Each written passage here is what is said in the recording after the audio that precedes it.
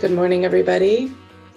We are right on the top of the hour, whether you are joining us from the East Coast or here on the West Coast. It is 8 o'clock here on the West, 11 o'clock sharp on the East. We're really happy to have you. My name is Susan Barrett, and I am with the Center on PBIS and work at Old Dominion University with the Center for Social Behavior Supports. We have included the webinar slides for you today, so you'll have access to all of that. And we are going to be focusing on transitioning back to school with a specific focus on creating a culture of wellness. So today's session will include information related to the Interconnected Systems Framework. So I'm going to operationally define what that is and then provide examples and tools about working more effectively and efficiently at the organizational level as we think about creating the conditions for health and wellness for everybody, learning and working in the environment. Huge shout out and attribution to a lot of the partners that we work with across the country. Even though I am the one presenting this content with you today, there are a whole team of people to give gratitude to and for as we learn with each other, continuously improving the framework as it guides our work. We also recognize that we use a lot of acronyms. So just call our attention to kind of the acronyms that you see in front of you. Shout out to Kelsey Schmitz for gathering these for us, but I'm sure we could probably fill a couple more pages with all the acronyms that we use. So just want to make sure that we are getting clear and clear about what it is we're describing and talking about as we bring members from the community around the table to co-design the effort and the new way forward, if you will. And just want to acknowledge that we do use a lot of acronyms, and we need to be a little bit more clear about describing what it is we do. So as we enter the space today, I know that there are multiple events contributing to some of the stress in our world, and just want to make sure that together we are safe and we create emotional spaces and supports with our colleagues and our teammates, that we double check on our friends, and we really utilize the employee assistance program through our HR departments to help create that culture of wellness at the organizational level. We want to highlight the fact that there is the new 988 line. So if ever you feel like you're in crisis, there is that line to reach out. We are engaged. Be aware of your stress level, in tune with your feelings. If you need to get up and move during this content, please feel free to do so. We are recording this, so if you need to come back later because you're experiencing specific stress, that's fine too. And then finally, we are respectful. We do have some responsibility for taking care of ourselves through eating healthy, making sure we get adequate sleep and exercise. So we just want to convene in this space of making sure that we're taking care of one another and we are using the expectations to guide and heal ourselves. Again, want to recognize the fact that many of our communities have been impacted this week and over the last several years with many crises going on in our communities. So our hearts are going out specifically to our community members in Kentucky, Puerto Rico.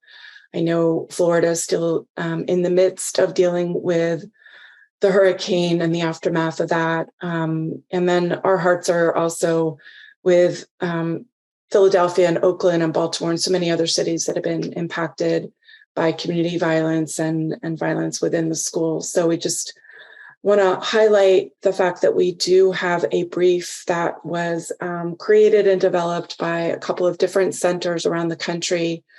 And so as we return to school during and after crisis, we just wanted to highlight that there is information out there with respect to coming back and creating those healing conditions for the communities that we serve. So I would love to get an idea of who is here this morning. If you want to let me know your name and role, please engage with us in chat as we go through the content this morning.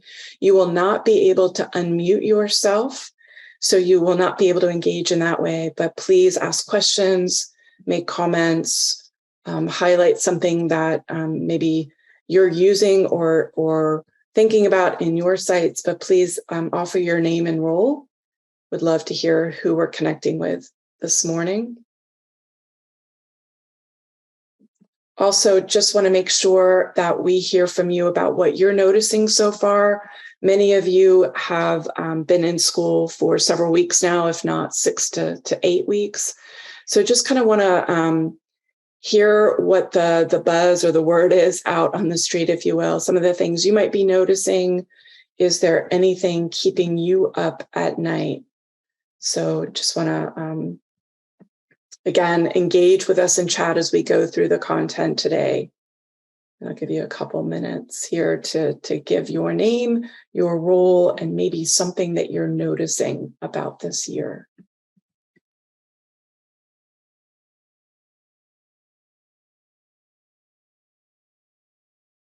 So as we go through the content today, I really want us to think about, as we think about a culture of wellness, really think about it in 3 categories, right? Where we create the conditions at the organizational level to cultivate well-being, that if we're going to be successful in creating the conditions for our students to be well, it really has to take place at the organizational level and at the staff level. The staff really have to understand and be well and feel supported at the organizational level in order to have the bandwidth to help our students succeed and help them be healthy and well in the classrooms and the context in which we're serving them.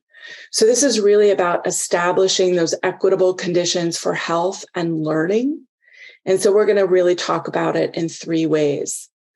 So the first way is really thinking about how we set up our organizations to adapt to meet the needs of our staff and students. Too often we ask our staff and students to adapt to fit the organization.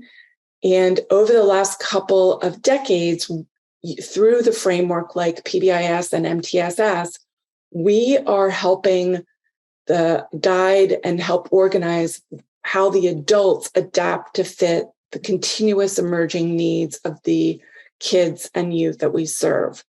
So I want to make sure we're crystal clear that MTSS and PBIS is something that we do to help the adults organize best practices so that we're constantly in that improvement mode to help organize what we do to meet the current needs and strengths of the kids and staff that we serve.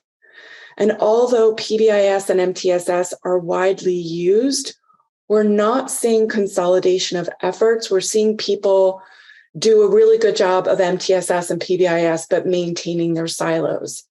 So the big question at hand is, how do we enhance and consolidate our efforts, but also enhance in the mental health space?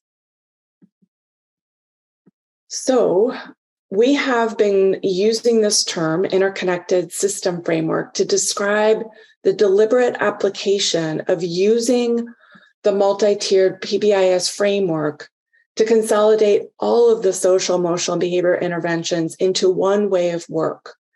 So it's really about bringing people who have authority to make some really big decisions, not only at the school level, but the community level, decisions around funding, decisions around policy, decisions around how we consolidate our data and our teaming structures, to come together and really think about deliberately aligning so that we're working more effectively and efficiently, moving away from that co-located model to really having community employed and school employed social, emotional, and mental health leaders join our teams and make decisions together about the way forward, including things we do to build our pro-social community.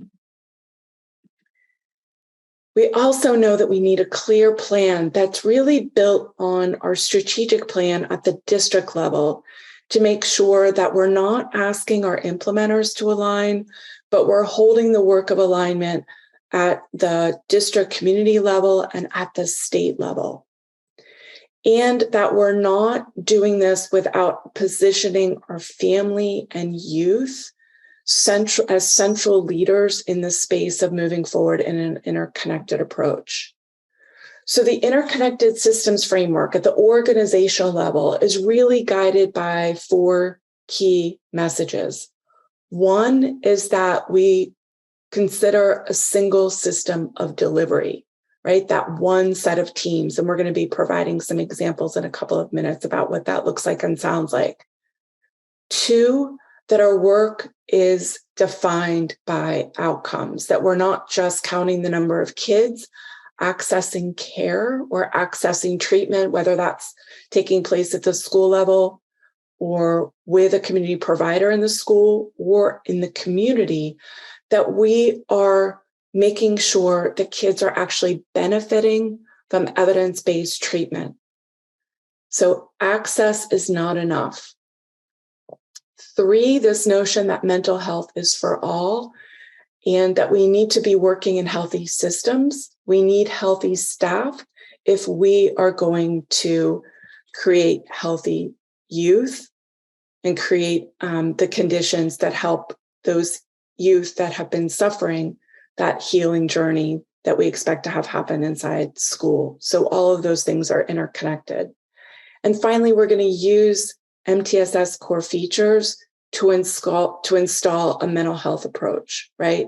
Teams using data, formal process for selecting evidence-based practices, ways that we screen, that we're actively uncovering the needs, and that we're coaching to build capacity for everybody in the system to understand what skills and competencies are necessary as we bring mental health into the landscape of school. We build on the effort and the evidence of effectiveness from PBIS. So just wanted to call out that many research has been taken place over the last 2 decades, and we just wanted to highlight that when we implement PBIS well, even tier 1, we see improved student outcomes around academic achievement, pro-social behavior, emotional regulation, reductions in bully behavior, and decreased rates of drug and alcohol use. We also see improvements for students with disabilities in both social and academic outcomes. We see reductions in exclusionary discipline, both with office referral patterns, suspensions, restraint and seclusion, and racial inequities. And we see, again, when we implement with fidelity, we see improved teacher outcomes, things around teacher efficacy, teacher-student relationships, student engagement and instructional time, school culture and organizational health, and climate and safety. So if things around any of these items are keeping you up at night and you're starting to see already patterns emerge where you're over-relying on exclusionary discipline practices, or you're really worried about the extent to which our students know how to regulate their emotions, when you invest in PBIS and you do it with fidelity, you actually are implementing a mental health initiative, right? I mean, look at the evidence of effectiveness we have right now. But we know that when we implement, we still see areas of improvement, and we still are trying to address the limitations of PBIS, again, when done in a siloed, fragmented manner. So while it offers a solid foundation, we're still struggling with alignment. We're still struggling with helping to support students at the tier 2 and tier 3 level. We're still struggling with internalizing issues that may go undetected. And we know we don't have enough staff and resources, but we have to be really careful that when we hire people, more people into this space, that we are embedding them as part of what we're doing across the board, not just thinking about hiring staff and then positioning them in an office and expecting that magic fairy dust approach where things will get fixed over there and they'll come magically back in a fix to our environment. So how do we completely embed them into the fabric of our community? And although we have been really successful to improve overall school climate and discipline, we haven't taken full advantage of community data that could help us be in much more of an upstream effort where we are strengthening our core, strengthening things that we do at Tier 1 based on the specific needs of our community. And I'll give, again, some examples of expanding that data. We also know that there is a need for integration, and that work is really, really challenging. It's really hard to stop having a team meet or stop an initiative, but we've got to be really smart about a small number of things that we do that's customized to fit the strengths and needs of who we serve and not fall into this pattern of buy me, I'll change your life. So how do we move into that integrated logic? How do we create that condition where we're not working in that co-located fashion, but really working in an integrated fashion? And we're using that memorandum of understanding to drive the different ways we're positioning staff with being very clear and specific about the roles and the functions of the teams that we've got supporting our youth. So we know we need to strengthen what we do in PBIS and MTSS, and we've been doing that for a really long time in the different iterations. But I wanted to call your attention to some of the ways that we're expanding PBIS. So the interconnected systems framework is just about the next generation of PBIS, right? It's the next generation. Many of our sites are calling it PBIS 2.0. The big idea here is that effective teams have youth and family and community mental health providers sitting on teams across tiers. They're sitting on the district community leadership team. And we're expanding who is situated on that team and making sure that we've got members who have historically been excluded in these spaces, making sure that they're co-leading and co-designing the effort moving forward, that the data is including community data, that we have a formal process by which we are customizing the list of evidence-based practices that we're offering. We're customizing that to fit the culture and context, the strengths and needs of our community, that we are using screening to understand strengths, story, and students that might be suffering with not only externalizing needs, but internalizing needs. And that before we set up an intervention, that we are setting up the progress monitoring system so we are keeping track of fidelity and effectiveness, regardless of who delivers that intervention. And then finally, yes, we are going to deliver coaching, but maybe a co-coaching model where we bring community partners into the space and we learn and lean in with each other to learn about the strengths of our professions. And we build capacity of all the members of our community with that coaching and co-training effort. So we have created volume 2 that kind of scripts the moves for you. So if you're a district team and you're interested in this interconnected approach, we have chapter 4 in this monograph that's completely dedicated to installing this at the district and community level. And we've really tried to script the moves with the installation guide. If you are working at a building level and thinking about how would we be able to pull this off, we also have scripted the moves within chapter 5, and we have an installation guide that, again, will walk you through this process. We hope you'll connect from a technical assistance or a coach that's local to your system so you're getting coaching supports through this journey of change and working more effectively and efficiently at the organizational level.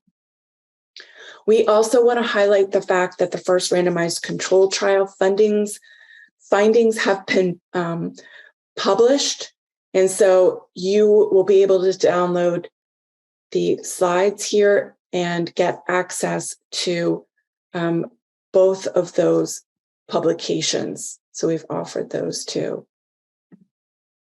We want to highlight the fact that the study has indicated positive results in specifically schools using the interconnected systems framework, again, with Fidelity, are seeing improvements with school administrators connecting more with clinical providers. We're also seeing increases in tier 2, tier 3 interventions, decreases in in-school suspension and office referral patterns. We're also seeing, based on reports from students, that we are seeing less externalizing behaviors, fewer students rated at risk for behavioral disorders, and a higher perception of student safety. So again, if you're not familiar with the findings from our most recent randomized control trial, please download the slides and you can get access to both of those publications, one that's in the Journal of School Psychology and one that is on the website at the National Institute of Justice. So we're really excited about that. Oh, thank you, Austin. So we've apparently had a little bit of a glitch with chat being enabled. So we apologize for that. Thank you, Sonia, for notifying us. And thank you, Rhonda, for letting us know you're here with us representing Eureka City Schools in California. Thank you so much for joining. So please, again, now that chat is enabled, would love for you to engage with us in chat. Let us know who you are, what community you're representing, and maybe some things that are on your mind or some of the things that you're starting to see already this year.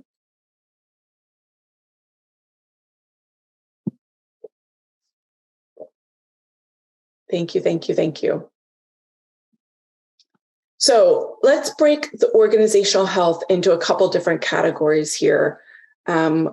So I also am interested in finding out what overall health kind of looks like in a classroom, or what health looks like in a school. And again, chat has been enabled, so please engage with us in chat as you think about kind of establishing those healthy conditions in our classroom and in our school. Because we definitely know that without having students feel like they're connected to an important adult, feels like they can trust, feels emotionally safe, feels like people know their name and they know their strengths, that we're not going to be able to maximize our opportunities for teaching and learning if we don't create the conditions for wellness and health within that ecosystem and that environment. So what does a healthy classroom look like and sound like for you? I wanted to offer this example from one of our colleagues in Monterey County, Casey Rodenbush. I love this example because it's having leadership take responsibility of creating the conditions of health for staff. And what she offers for leadership is that if you are in a leadership role, she highly recommends that you meet one-on-one with your staff so that it's possible to get to know them, get to know you as a leader. And most of all, understand that when voices are heard and validated, that fosters deeper meeting and connection for the staff. So just like we ask staff to spend time getting to know their students, we're going to hold leaders accountable for that. I also applaud that the education leadership team engages in the following practices. They actually encourage long weekend sandwiches.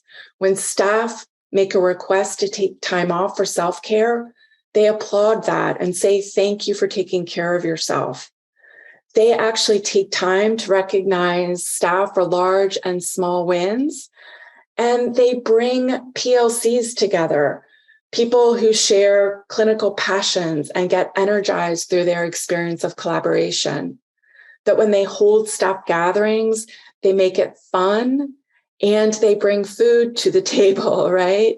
And they encourage staff to access their employee assistance programs so that if they need personal therapy and a personal journey, that's available to their staff. So I absolutely love this as an example for leadership to pause and reflect on the extent to which they're setting the conditions for their staff to be healthy. So kudos to Casey and the work going on there, who are walking the walk with their staff in Monterey County. So as we also think about organizational health, I want to think about the effectiveness and efficiency by which we work. When we feel overwhelmed, we can't show up as our best selves to help our students be healthy. So to what extent do we actually have healthy, effective teams? That's going to require us to consolidate and expand membership. So we're going to talk about that as one option.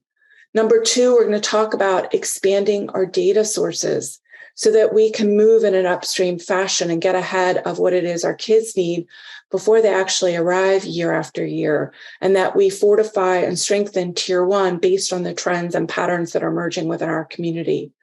And then finally, we're going to talk about expanding our menu of evidence-based practices. And we'll talk a little bit about the notion of de-implementing. So I want to highlight those three areas in our the last half an hour that we have together.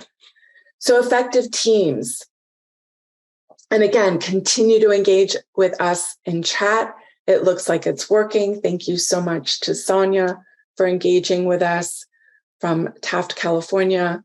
We've got Rhonda, who's also engaging with us. Thank you so much.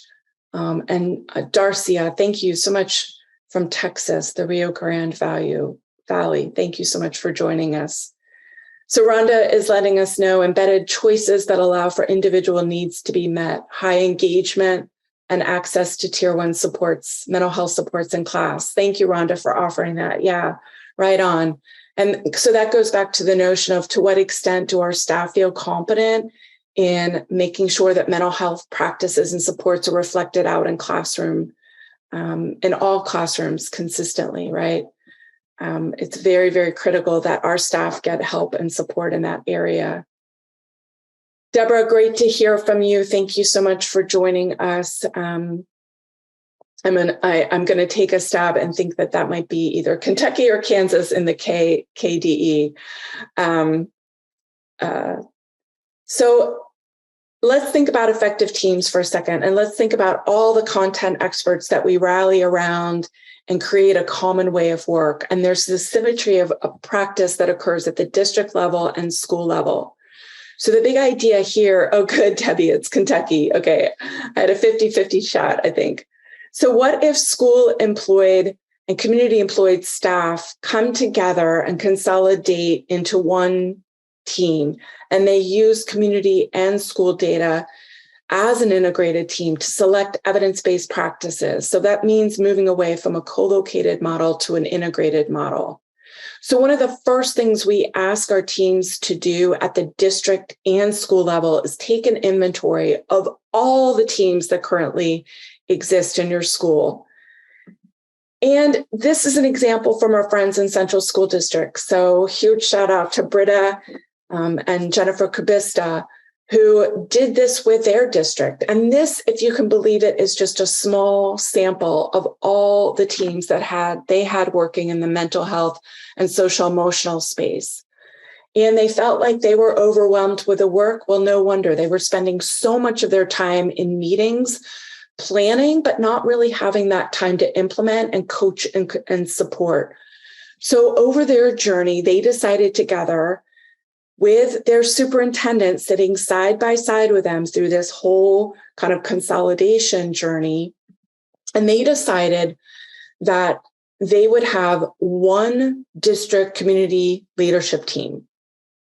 And based on the data, they would have 3 work groups that focused on 3 areas of the work that needed to take place at the organizational level to make sure they did have a comprehensive mental health system.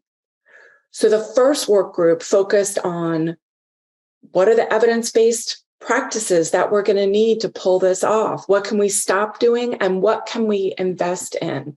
And what will that menu look like for our entire community? The second work group focused on staff development. How do we make sure that our staff are knowledgeable, that they are well, that they are getting the right coaching and training, and that they become content experts as academic leaders, but we're really clear about what they can do in the classroom to create those healthy conditions, right? Greetings at the door, signature practices around creating that welcoming environment, holding space to do community circles, to build that community feel, to make sure everybody is seen and valued and heard within the context of the classroom. Those are the things that we really wanted to build confidence around with the staff as it related to mental health. And then finally, the third work group was focused on actively uncovering student needs in real time. But you know what? Even that felt like it was too much to take on, because they knew they were holding space for responding to the needs in real time. At the same time they're responding, they knew they had to create those upstream conditions and really work on building and fortifying the health of the overall organization. And they knew it was really hard to balance both of those things at the same time. So they've decided to focus on one thing. So their entire focus was on staff. To what extent are our staff well and feel like they can manage the workload? And do we have a clear professional development plan that's feasible and realistic, and that they're getting adequate coaching, and that we're helping them apply this new learning inside the classroom? So I love, love, love this example. One, it's about, are we working efficiently and effectively?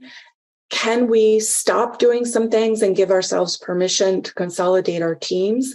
And when even that feels like it's too much to take on, can we highlight one aspect of the work and do that really well before we move on to other needs? So as we think about consolidating our team, I also want you to think about who's missing. What members and voice do we need at the table? And have we set the table to make sure that people feel welcomed? You know, I showed you that acronym sheet in the beginning of our talk this morning, and I really wonder to what extent, when we kind of go into our acronym in our own language, do we exclude members from feeling like they belong into our community? So how do we use language? How do we make sure that we offer maybe an ambassador?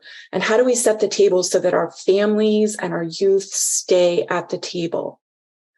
How do we organize our work to make sure we've got people who are making decisions around funding and alignment and policy and workforce capacity, those cabinet level positions? How do we make sure that they're part of this journey?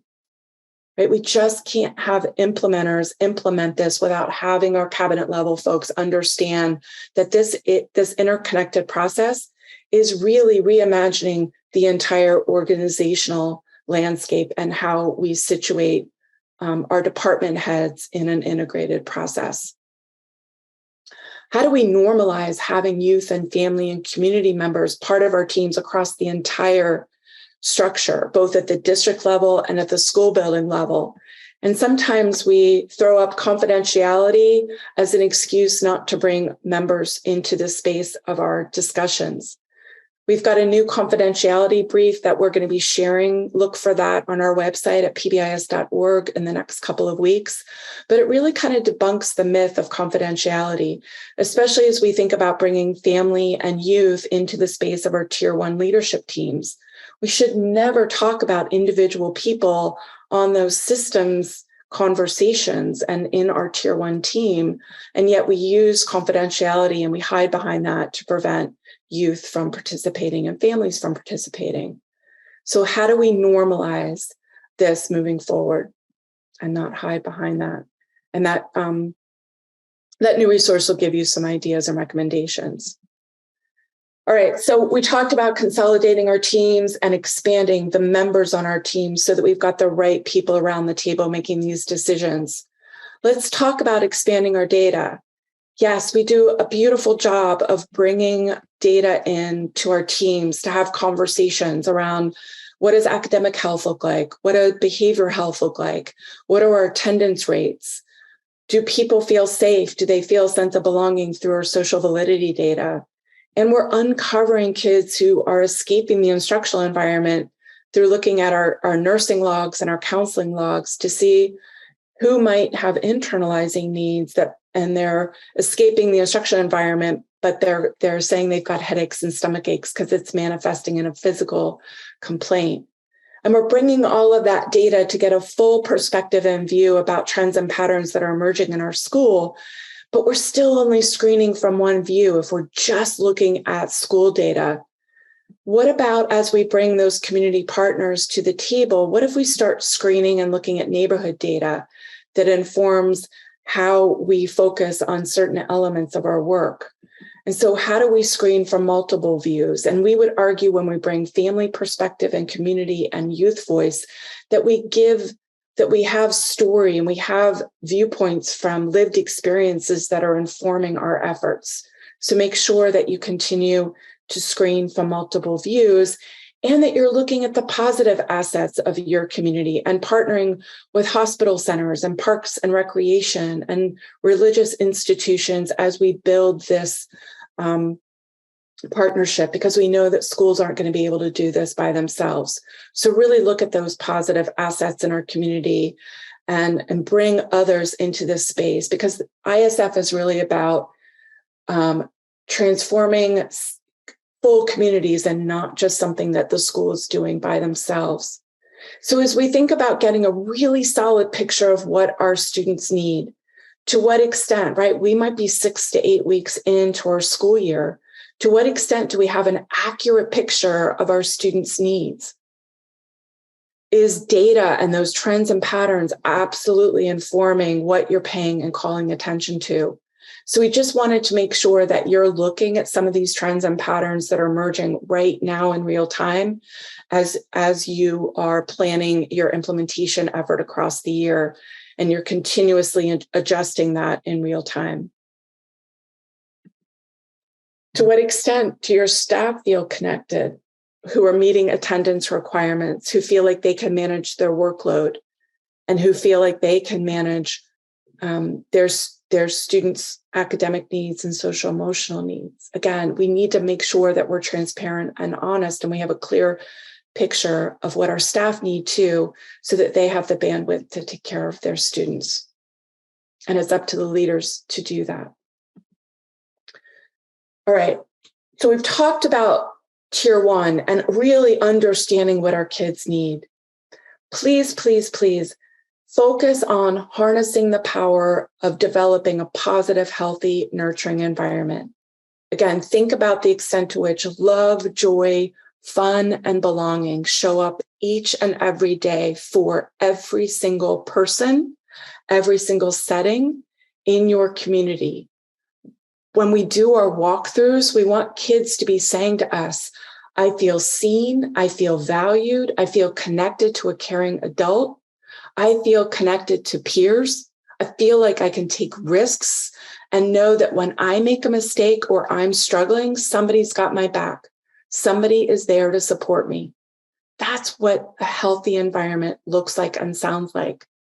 And oftentimes we keep adding to the plate, right? We keep adding all these evidence-based initiatives when we haven't stopped to make sure that first and foremost, the vast majority of emotional and academic needs are met. And then we look at the data and then we make decisions about what we need. We get trapped in that rat race of keep adding one more thing, but we're not going to be able to intervene our way out of a really weak core curriculum or core Tier 1. So it's really important that we do the work at Tier 1 first and we fortify and strengthen that. So right now, 6 to 8 weeks in, it could be that you have a picture of every single child in your system, and you take a moment and you have your staff put a sticker next to a child that you've got a relationship with. That is to say, Do you know their name? Can you pronounce their name correctly? Do you know their story? Do you know their strengths? Do you know their need? And not just in the academic lane, but in their life lived outside of school, in what interests them, what they geek out on, what they're worried about, and put a sticker next to their picture. And then look back to see which kids we haven't gotten to yet, where we don't have a relationship with, and then make a really specific action plan with your staff about how we ensure that those kids who may have only had one sticker or no stickers, how we might do a really simple strategy like a 2x10, where 2 minutes a day for 10 days in a row, we've got specific staff that are uncovering their story and their needs and what they geek out on. And so again, really making sure that we've done our work at tier 1 before we add one more thing. And that's part of the overall health of staff when we get to feel overwhelmed. We've got examples across the country, right? In Washington State, shout out to them who continue to prioritize a warm welcome. And shout out to their district who has taken every morning meeting off their plate so that staff can be present to do those warm welcomes, to offer breakfast, and during breakfast, make sure that this was during the time of COVID, but they've taken this beyond COVID because they saw so many benefits of it. They committed to not scheduling any morning meetings so that they can physically be present to create that warm welcome environment, and also hold space to practice some of those social emotional calming strategy skills. So when data pops up where they need a specific skill, they are doing a community-wide effort in that space of breakfast to ensure that everybody's getting access to that skill and strategy. So shout out to examples across the country.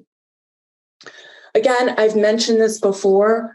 So we talked about consolidating teams. We talked about expanding who's on your team. We talked about thinking about expanding the data sets that you're using and really making sure that as a result of that data set, everybody feels seen and heard and valued. The last section before we end is around selecting evidence-based practices. So we fall into this pattern again of by me, I'll change your life. It's kind of the American culture that I think comes into play, certainly in our school culture. And we oftentimes fall for buying that SEL curriculum, and then it ends up sitting on the shelf, or it ends up not being implemented with fidelity. And pretty soon we've got 14 to 15 different things that we're being expected to do. I want to be really crystal clear here. We will have more money than we've ever had in the coming months based on the projections, the budget projections from the Biden administration, and the call to invest in mental health supports. And while we are absolutely giddy and grateful for that, we know that simple responses by simply hiring or buying a specific curriculum will not change or get the outcomes that we really need to get to. And yes, we need those simple responses. We absolutely need to hire more social, emotional, and mental health experts. But we can't use them in traditional ways because the magnitude of need is so great. And we know the healing benefits and the overall benefits from creating those pro-social communities at tier 1. So how do we position those social emotional experts to help all faculty build their expertise and capacity? Because many of us haven't been trained in the mental health space, and we need those experts to be fully embedded members of our community. So yes, let's hire, but let's make sure we embed them in our community and we help them build our capacity. Yes, let's buy a social emotional curriculum that's specifically matched to what we need, but make sure that we use a formal process just like we use with any other academic curriculum to make a decision together as a team, use data to inform, and make sure that it's something that we actually need, that we don't already have a curriculum that was bought many years ago that just never got off the shelf. Let's make sure that when we implement that new curriculum, that we hold space for staff to come together in PLC and figure out how to apply that so that it's embedded right alongside academic content. But we give time and space for adults to figure out how that happens. Yes, let's train on trauma-informed practices, but let's come together as a team. And again, embed time for new learning. So it's not just knowledge that sits in our heads, it actually gets applied day in and day out with our students. And we track and we make sure that it's being implemented with fidelity and students are benefiting as a result of that training. And yes, let's strengthen the partnerships we've got with families and community providers. But again, let's normalize having those people be situated so they're co-designing the effort side by side with us. So these simple responses simply won't be enough. We can use that MTSS logic that we have been working on all these years to redesign the way forward, because we will not be able to buy or hire our way out of this with that new money. It's really about redesigning the system. So yes, let's make sure that we expand the menu of options, but let's make sure that we are doing due diligence and hunkering down on that tier one. And then once that core is established, the team makes decisions together about what we invest in. I also want to highlight the work of Kimberly Arnold and Larissa Gass, who brought and are studying the impact of Aspire framework, so that even when teams are bringing this work together, they are doing it in and embedding equity in that space so that they are looking for potential sources of disparity. They go through a process of adapting that implementation strategy to ensure equity, and they're calling out the explicit potential to reduce disparities as we think about resource allocation and as we think about evidence-based treatment and the tailoring that we need to do to make sure that it fits culture and context. Just a shout out to that and that framework. So before you add one more thing, we want you to put a hex on it. And so we also have tools like the hexagon tool that will take a team through the understanding, is this something we need? Does it have evidence? Are we ready to pull it off? And do we have the capacity to do it? This also will help us stop doing things that aren't making an impact for our kids and that no longer match the needs that our kids are showing us. So I'm giving you permission right now to stop doing things that aren't making an impact. I think that as we think about things that we stop doing, I think we have to think about things that we have inherited as educators and some of the systems we've inherited and how they actually do more harm than good. And so what if we take a similar oath that our medical professions take, and when we realize that something is actually causing harm, we make a commitment to stop doing that. I'll give a couple of examples. One of the things that I think we do around attendance is pretty harmful, right? We tend to shame and blame families and youth when they show up late. And so what if we made a commitment to one another that no matter what time youth and families show up in our community, it is always, holy cow, I am so glad to see you. Thank you so much for coming. I mean, even if there's just 5 minutes left in the day.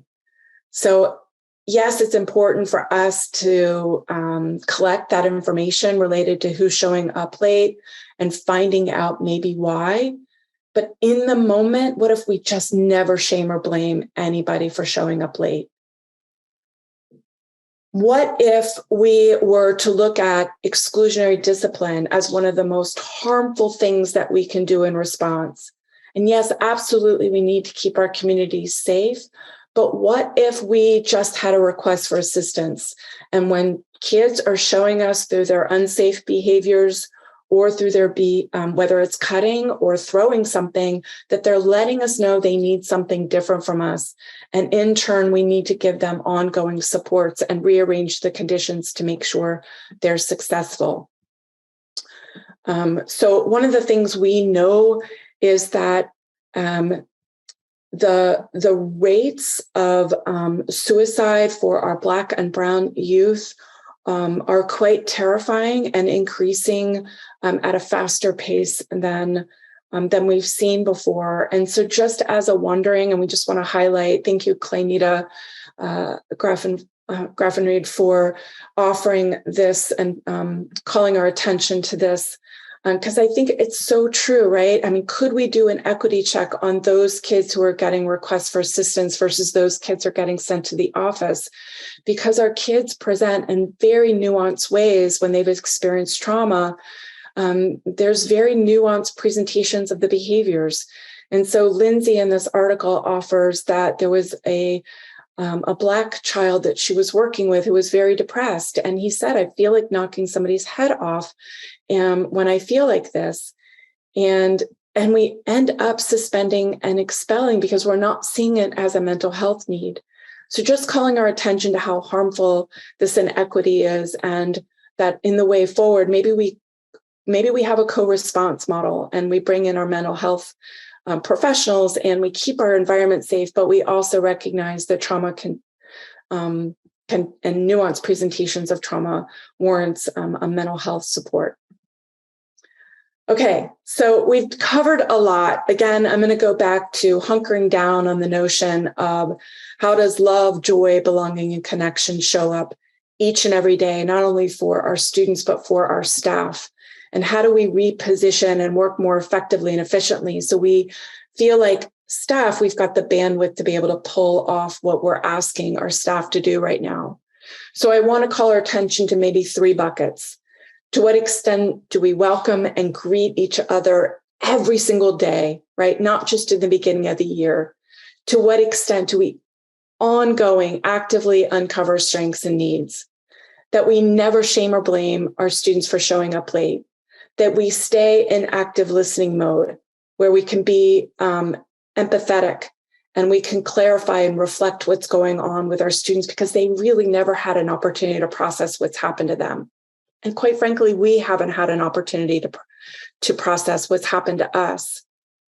How do we focus in on relationships and community? Again, each and every day, where we interact and deepen our connections, where we get up and move and play so that we can neural integration takes place. It's so important for us to move, for us to have places where we can be calm and maybe practice our calming strategies. What if we have morning huddles for our staff each and every morning so they get to practice their calming strategies so that they can then model for their students? And what if we can identify and practice our calm response, especially when we feel tired and hungry and completely stressed out? It's important to kick up our neutralizing routine where we can practice our deep belly breaths before we respond to something that might inadvertently escalate the situation. So it's about deepening those connections and making sure that staff have their skills, but also their attention to how they're feeling each and every day. And then finally, the last bucket on being able to recognize and respond really, really quickly. When we deepen our connections and relationships with one another, it helps us look for signs and symptoms that might not emerge right away in a data set, but might change in a very minor behavior, like changing the way we dress. Maybe it's changing our classwork completion in a very nuanced way, but because we've got a relationship, we respond much, much quicker. So look for some of those behavior changes along the way. Be really explicit about how to get help. One of the first slides I showed this morning was around wellness behaviors, where we put the 988 hotline. What are specific ways your kids can get help when they're not in school? Maybe there's a local warm line that they can get help from, and call our attention to that 988 line, but be really specific and explicit about ways kids get help. teach the request for assistance process. And notice I'm not using the term referral. Referral means transfer ownership to a different entity, right? We're not creating a separate system. We're saying that we all need help. And how do we bundle a request for assistance so that it's just not the youth getting supports, but staff and families are also getting supports? So those 3 buckets go a long way in terms of shaping the organizational health to create the conditions so our staff are healthy, so that they have the bandwidth to create the conditions so that love, joy, belonging, and connection show up each and every day. One of the last examples I wanted to share, thanks to Jim Trusello for sharing this, one of my colleagues, this showed up in one of his neighbor's schools. So I love this notion of creating feedback loops with our families from the get-go and being really crystal clear that we know that many families are dealing with many difficult things in their lives right now. And we don't need to breach confidentiality, but if we can just say handle with care, that gives me a good empathetic start to the day. And I know this child is going to need a little bit more from me because a family has communicated that they need a little bit more support. So I just wanted to offer that as an example. We're seeing the handle with care pop up in communities all over the country, but it's nice to see it popping up inside our school setting as well. So with that was a quick hour, a lot of information. Hopefully you have 1 or 2 takeaways. The slides are all yours. The articles also have hyperlinks to them, so you can get access to that. Hopefully, we will see you next month at the National PBIS Leadership Forum, October 27th and 28th. And if you are part of the School Climate Transformation Grant, please know that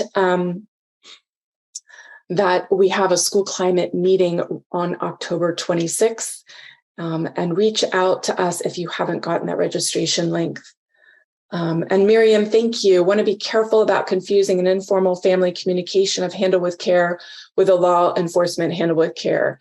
Yes, they do have very different responses, but I wanted to offer that it is emerging as something in the community sector, but thank you for reminding us that they are slightly different processes and procedures for that work. All right. Yes. So Austin, I'm wondering if we could repost the link to the presentation so that folks on the call can get access to all of the slides. We also will be posting a recording of this as well as and posting it on our PBIS.org website. Thank you, Austin. All right. So you should get it. It's right on that SharePoint. But again, we will be posting the recording right on our national website. So with that, thank you so much for joining us.